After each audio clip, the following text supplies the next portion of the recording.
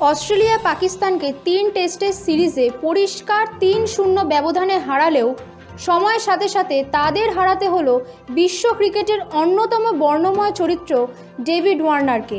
নিউজিল্যান্ডের প্রাক্তন অধিনায়ক মার্টিন ক্রো ওয়ার্নারের সমালোচনা করে তার সম্পর্কে বলেছিলেন, ওয়ার্নার তার দেখা ক্রিকেটে সবচেয়ে শিশুসুলভ ক্রিকেটার।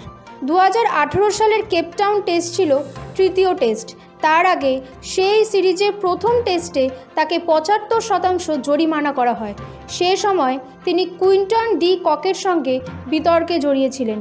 ক্রিকেটারদের সঙ্গে বিতর্কে জড়ানো তার কাছে নতুন কিছু নয়। 2013 সালে জো রুটকে মাঠের বাইরে একটিবারে আঘাত করার অভিযোগে তাকে জরিমানা তো করাই হয়। পরবর্তী নিউজিল্যান্ড সিরিজ থেকে বাদ পড়ে যান ওয়ার্নার। তবুও ওয়ার্নার শোধরাননি। 2013-তে সাউথ আফ্রিকা সিরিজে অস্ট্রেলিয়া দলের হয়ে তিনি আবার দক্ষিণ আফ্রিকান এক ক্রিকেটারের সঙ্গে ঝামেলায় জড়ানোর জন্য বিতর্কের কেন্দ্রবিন্দু হয়ে ওঠেন।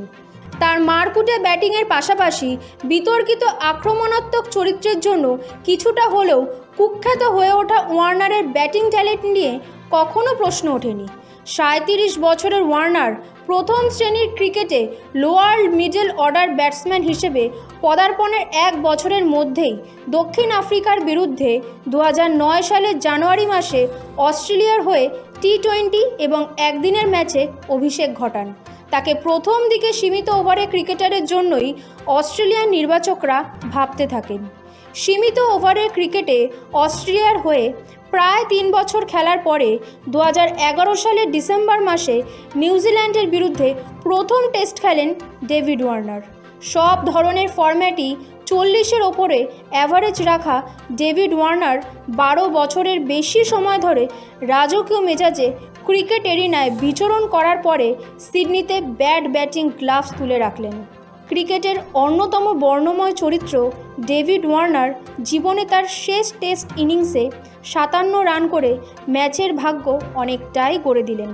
তাকে ঘিরে বহু বিতর্ক থাকলেও ব্যাটসম্যান ডেভিড ওয়ার্নারকে কোনোদিন ভুলতে পারবে না আন্তর্জাতিক ক্রিকেট।